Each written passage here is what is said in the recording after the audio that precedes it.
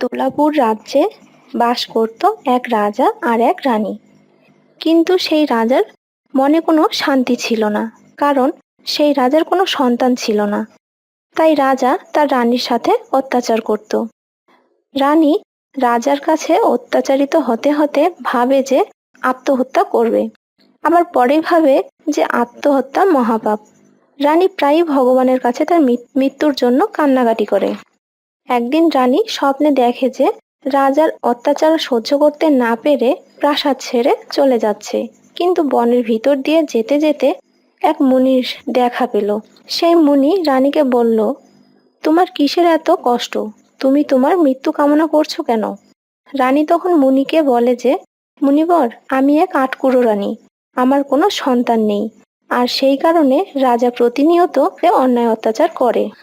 মুনি রানীর সব কথা শুনে বলে যে, আমি তোমাকে 3টি প্রশ্ন করব। যদি তুমি আমার 2টি প্রশ্নেরও সঠিক উত্তর দিতে পারো, তবে তোমার সব কষ্ট দূর হবে এবং তুমি সন্তান লাভের আশীর্বাদ পাবে। এবার মুনি রানীকে প্রশ্ন করল, হিমালয় পাহাড় আবিষ্কার হওয়ার আগে পৃথিবীর সব থেকে বড় পাহাড় কি ছিল? এখন আপনারা বলুন তো, মুনির প্রশ্নের উত্তর কি হবে?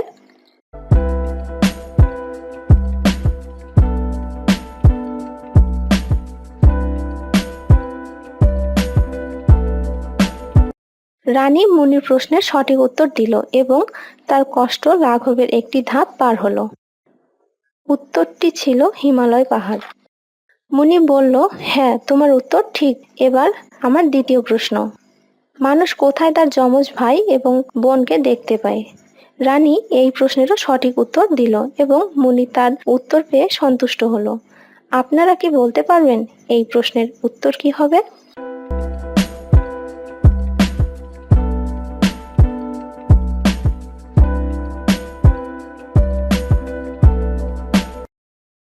উত্তর হবে আয়নাত। মুনি এবার রানীকে তৃতীয় আর শেষ প্রশ্ন করলো, কোন জিনিস যত বেশি হয় আমরা তত কম দেখি? বন্ধুরা, আপনারা বলুন তো এই প্রশ্নের উত্তর কি হবে?